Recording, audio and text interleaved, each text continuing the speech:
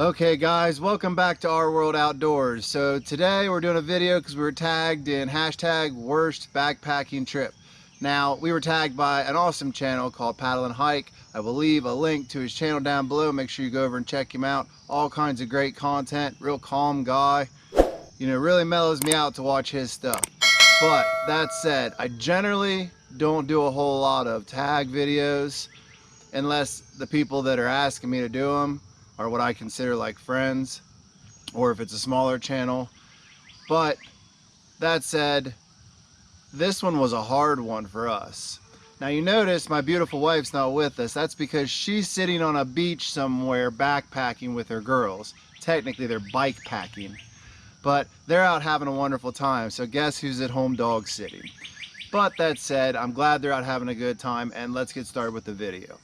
So if I had to choose one, when I was discussing it with Missy on the phone, it was gonna be the South Loop down at Shawnee State Forest down in South Ohio. If you don't know this trail, I don't care if you've been through the Rockies, I don't care if you live in the mountains. There's just something about this trail that is just awful. Or as my friend Ansel says, it's an adult dose. You literally have to go there and know you're not gonna have great views. You're not gonna have amazing rock formations.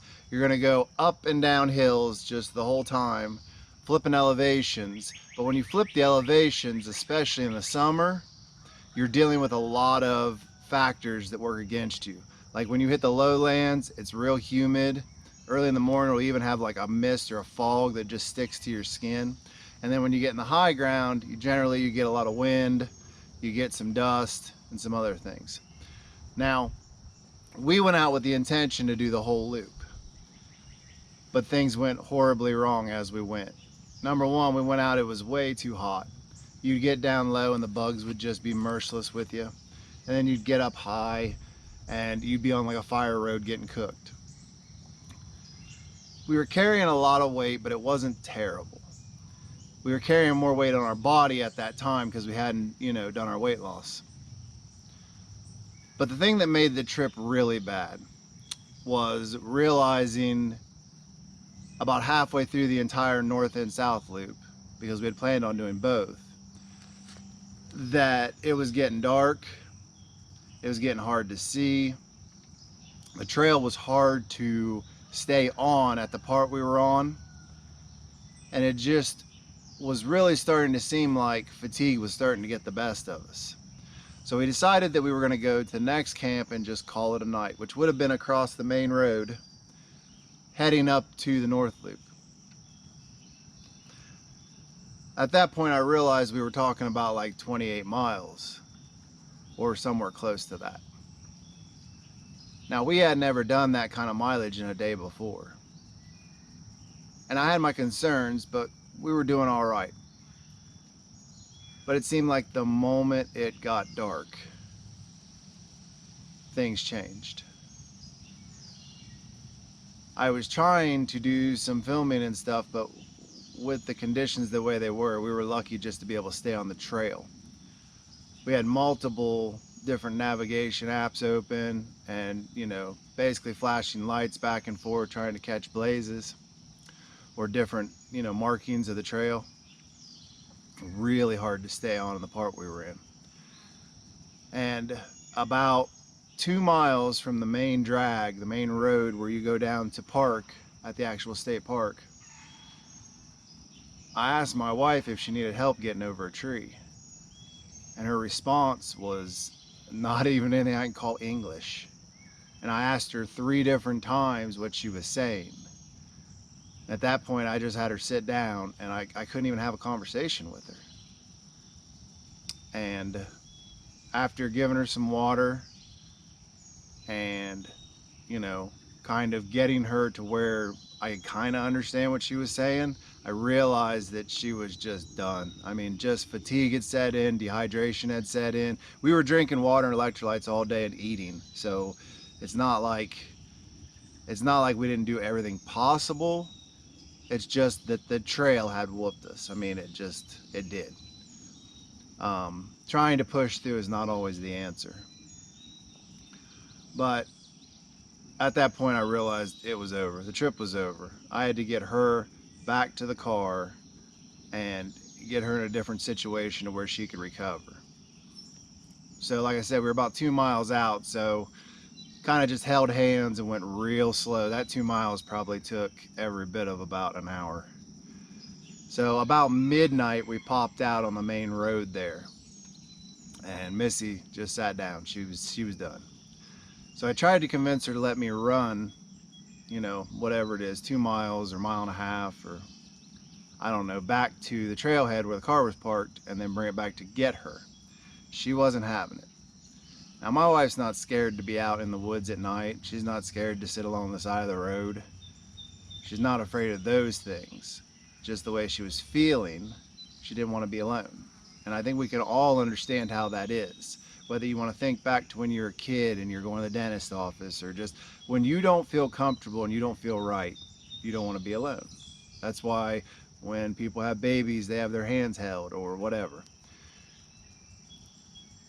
So against my better judgment, I let her come with me. So we basically ditched the packs and hid them on the side of the road and walked the road back, and it was a struggle.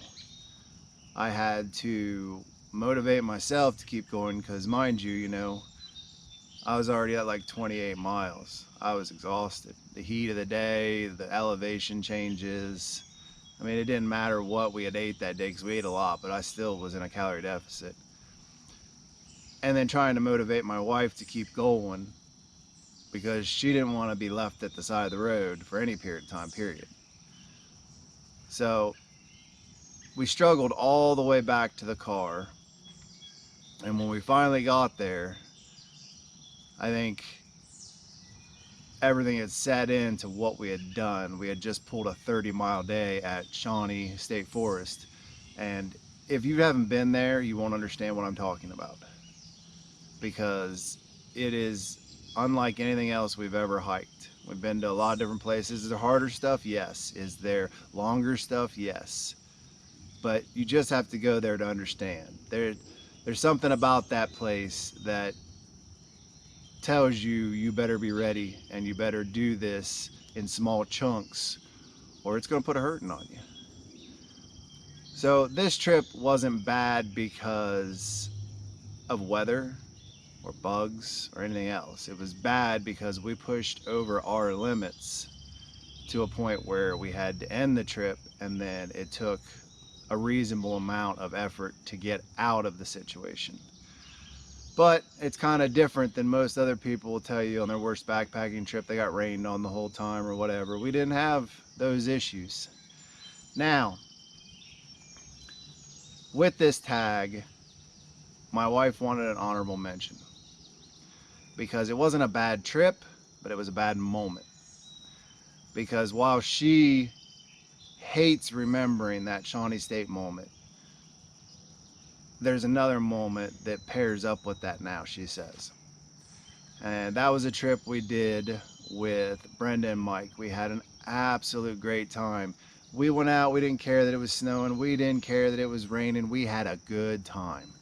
All smiles. We were all sitting out, it's literally snowing on us, and we're all sitting out just getting soaked. We didn't care. We were sitting around the fire, having a good time, you know. And we went to bed and everything was fine. We knew it was gonna be a chilly night. And in the middle of the night you hear almost like somebody plucked a banjo string, or a fishing line snaps. That ping you hear, Missy's strap let go on her hammock and dropped her butt on the ground, and she fell probably 3.5 feet head end. Boom. Just smash.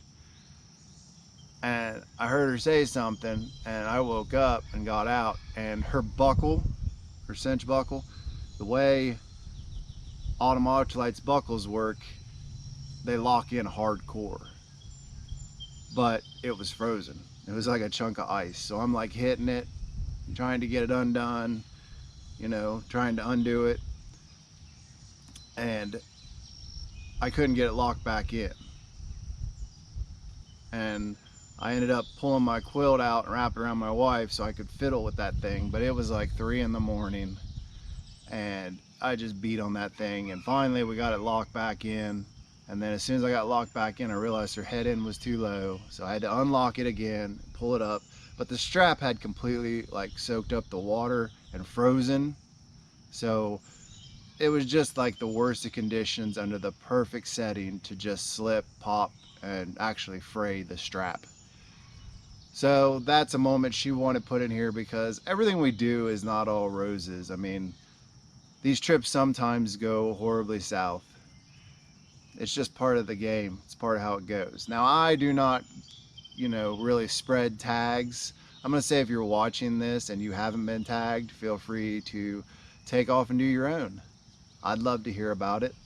I've been watching a bunch of these videos about worst backpacking trips, and I feel like I wish we were just normal people and it was like we got caught in a giant rainstorm.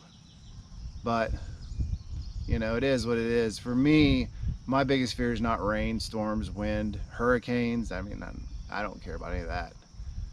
My fear is not being able to get my wife safely out of a trip. And when she starts talking in tongues, it's time to go. So with that said, I hope you guys enjoyed this video. Something a little different. I'm hoping that the girls bring back a bunch of footage from the beach so that I can put out a video for you guys. So be looking for that one. And if you haven't already, go down and hit the subscribe button. Go down and hit the notification bell. Make sure you leave a comment. Let me know what your worst case backpacking trip is. And make sure you check out Paddle and Hike in the description. We will see you in the next one.